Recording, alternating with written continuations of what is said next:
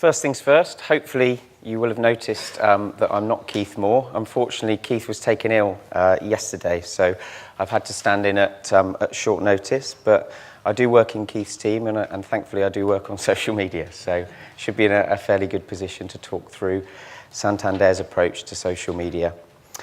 I think first thing to point out is that obviously we operate in a great many markets, and so I think for the next 10 minutes I'll talk about how we approach social media from a global point of view, then home in on social media from a UK business point of view, and then I think share some of a few examples from across the business, which I'll just touch on at this point. But then perhaps we can go into more detail on the panel discussion itself. So just to introduce myself, I run an integrated Marcoms team at Santander, so looking at everything from branch and retail communications through to broadcast media, TV, online and press. But I do have a digital marketing background, and so I do also have a digital responsibility across the business. Looking at a variety of strategic projects, one of which is social media, which I think it's fair to say is becoming a bit of a beast. We seem to be getting more and more stakeholders every day, but it's a fast-moving area to be working in, and it's an interesting one, particularly in the financial services industry. I've been at Santander for 6 years. I think in that time, the business has changed a hell of a lot. As you know, we've merged 3 businesses over that period, but I think equally the media landscape in that time has changed so much as well. So I think maybe 4 or 5 years ago, I was asked by a director if I could arrange for his password for Web 2.0, and I think to move from that crazy situation to where we are now just helps highlight how things have moved on. So like I said, I'll spend 10 minutes just covering the global approach that we take, have a look at the UK, and then show you a few examples that we've taken across the business. So whilst we operate in a great many markets, I think it's fair to say that they're all very different in terms of their customer makeup, the media landscape, technological advancement. So I think whilst it's important to understand how we approach things globally, it's also important that the businesses in the different regions are able to exercise their own approach. And so to an extent, they're given a free rein to look at their own strategy. So for example, in Brazil and Mexico, social networking has been quite advanced for a very long time, and they've been running some fairly evolved programs there. In the UK, it's something that we've looked at a little bit more recently, but I think what's important is that we do come together on a fairly regular basis under the Global Internet Committee, and I think something that we do at Santander at a group level is we'll look to share best practice and realise any economies of scale where possible. And I think for social media, that's something that it's no different from that point of view. So we do have some very broad global policies and guidelines that we adhere to. We do meet regularly, we do share best practice, but what you'll find in the different countries and the different regions is some very different approaches and very different channels and ways of using social media.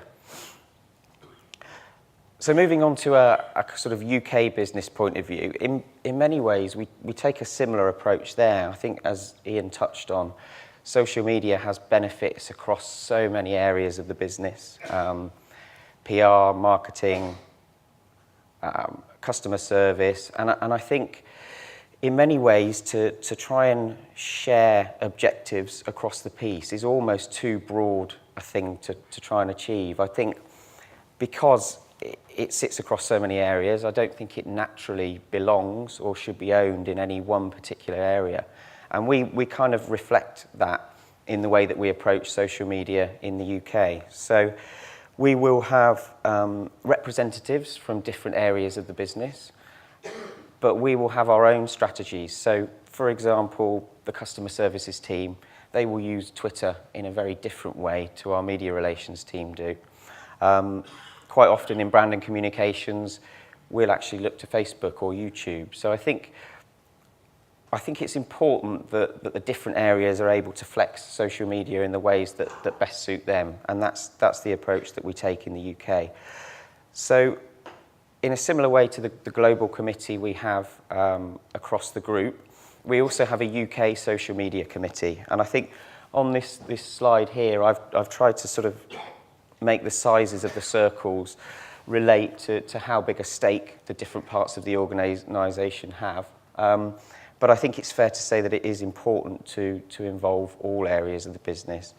So there are certain things that we will share. Best practice, for example. We'll use the same buzz monitoring tool. You will use the same reporting tools. We'll discuss agencies and suppliers, look for any efficiencies there. And then you've obviously got things like HR policy guidelines and those sorts of things. But then in many ways, we will also give people the free rein to go off and do what they need to do for their particular business area. So I think it's good in that it enables us to be nimble and move quickly. Often deciding things by committee can take a very long time. So we don't have to sort of clear everything by the committee. It's just a case of keeping one another updated on what we're doing, why we're doing it, so that we've got that flexibility, but also we've got that kind of central governance, and we are pushing out a consistent message, and everything works as cohesively as it can. So that's broadly how we approach it at both a group level and from a UK point of view. I'm just going to move on now just to sort of bring that to life a bit by just very quickly touching on some of the initiatives that we've run over the past few years, and also explaining kind of which areas of the business they sit within. And then I think it helps bring this slide to life a little bit. Probably one of our first steps into social media was about 3 or 4 years ago with a Facebook campaign for students. It was I suppose it was a fairly shameless and dirty campaign in that we just went out there and offered £50 every hour on the hour to students who liked our page, and then incentivised them to tell their friends. So I think it's probably not necessarily a stance that we'd like to take from a corporate position, but I think for that particular market and for the goals that we needed to achieve, it worked. It worked phenomenally well, and at the time it was one of the largest campaigns on Facebook in the financial services sector. We won some awards for it, and we still have a hell of a lot of fans following us. What we didn't do particularly well was look at a sustained presence within that community, and so actually we've learned a lot from that in terms of what you shouldn't do. And then jumping around a bit, but moving on to Facebook again from a sponsorship point of view, I think that's where we took a lot of the learnings from the student activity and talked to the sponsorship team about the fact that rather than just wanting to go after and buy effectively as many fans as you can, it might be more beneficial to look at perhaps a smaller but more engaged audience that you can give updates to regularly. We obviously have access to the drivers and lots of unique information and prizes and opportunities. So what we have there in many ways, although it's a far smaller fan base, in many ways it's a more successful campaign because we have massive engagement there. It's a group of really, I suppose, petrol heads, but they're highly engaged and they're talking to each other on a daily basis. So I think it kind of shows two sides of the coin there with Facebook. Internal comms also use social media to an extent. So we have something called The Village, which is our internal social network, where we have senior management team blogs. We have a lot of employee engagement whereby we run competitions, encourage people to upload content. We can push out CSR messages. So that's kind of quite a nice way to have a controlled social network. It also stops people going out and talking inappropriately on Twitter and Facebook as well, because it's something that we can control.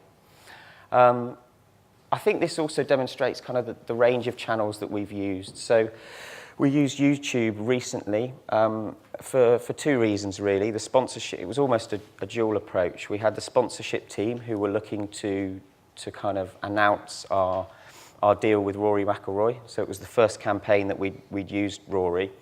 And we were using Rory in our TV ad as well to advertise ISAs. So between us, we kind of joined forces and pulled together a competition, which I think the targets really were around brand awareness, amplifying the campaign message, and to be honest, it was a very subtle push towards the product itself. But I think what it did was kind of create a buzz around the campaign, the TV ad, and the videos themselves, as you can see, had over 1.5 million views. So we got a hell of a lot of positive buzz around that, and also kind of almost took our sponsorship assets to the masses as well. So we had a lot of golf followers get involved with that campaign as well. And I think then finally, I've highlighted Twitter there. We use that in a variety of ways, but the two key areas that use Twitter most, I would say, are our media relations team. So they have a lot of followers, and they will talk to financial journalists and push a variety of messages out via Twitter. But then on the other side of the coin, it's also a very important channel for customer services now.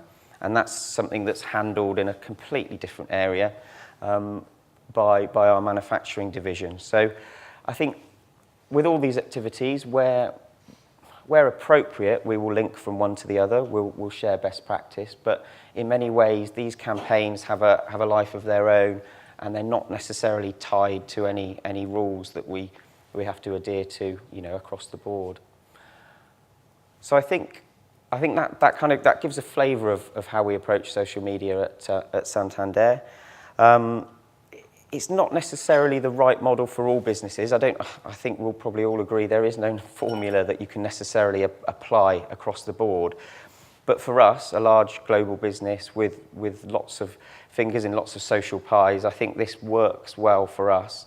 It's something that will probably evolve and change. And I think by the day, we're getting more and more stakeholders joining this social media committee and working group. And I know the next meeting we're having to look for a new meeting room because it's just getting so vast, and there's a couple of people in the room who've recently joined as well. So it's something that's growing all the time, but for now, this model definitely works for us. I would say that's it for now.